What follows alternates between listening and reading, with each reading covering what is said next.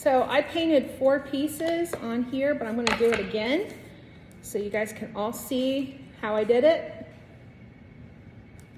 I guess I need another piece. Here's one I've already painted, but I'm gonna do a second coat because it was really thin.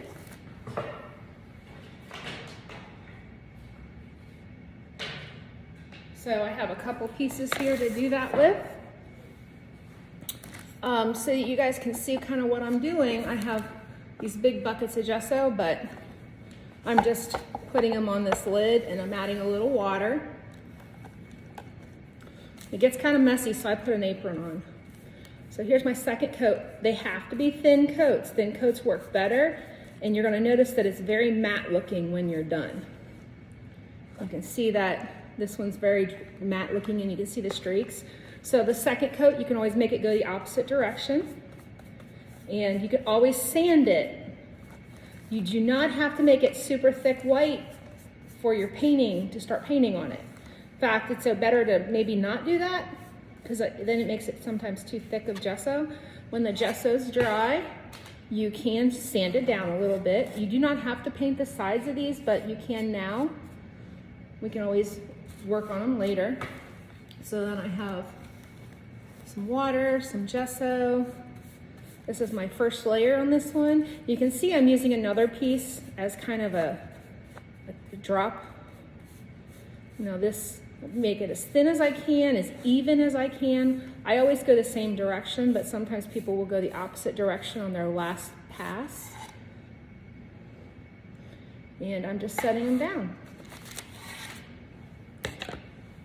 You only need to paint one side. You do not need to paint both sides. Now, if you want to paint both sides, in case you mess up, you can, but I would not paint them both at the same time. I paint them a little bit later. But make sure, last little thing, that this brush gets rinsed out really well and that you don't get any of this on you because it doesn't like to come out, okay? And if you get little hairs in there, it's not a big deal. We can sand them off with sandpaper. If the hairs from this get in there, that happens a lot. It's okay.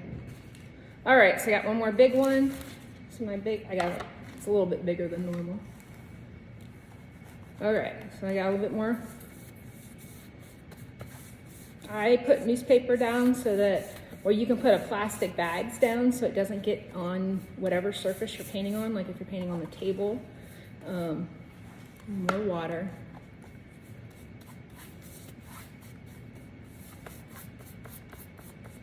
And they dry fairly fast. They dry within about 10-15 minutes if you do a nice thin layer. So you can look at it and be ready to go after about 15-20 minutes. So that's my big piece of wood. This also will help even out any of the grain that looks terrible.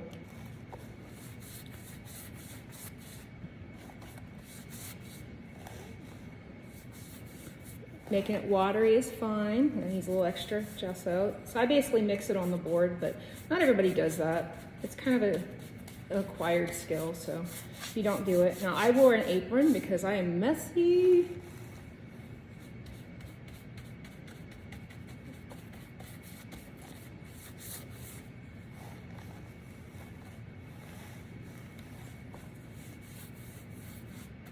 Okay, let's see what I got here.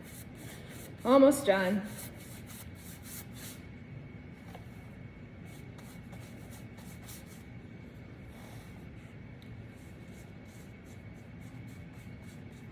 I think this big board needs a little heavier coat because it's kind of, it's textured. I'm on 4 minutes now, so this is going to be a short video. But I'll do a pass so you can see what everything looks like. Remember, it does not have to be pure white, it just needs to be even.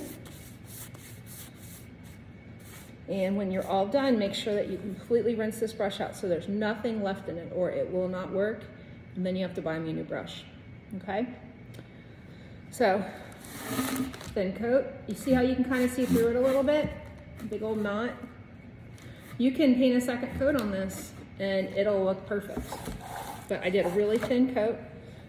These are what they look like when they're dry.